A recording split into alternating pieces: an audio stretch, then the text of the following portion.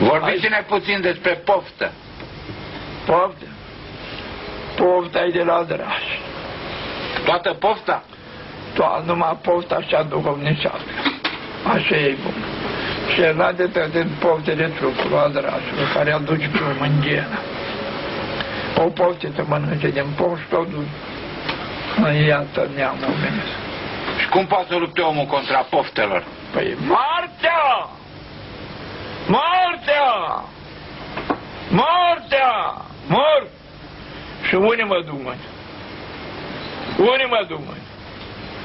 Cine a rămas aici? A rămas careva. Ai văzut Alexandru Macedon?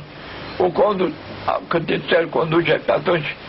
Și când îl îngropat, deci în sfacet se crieu cu 2 găuri. Și a lăsat mâinile goale afară.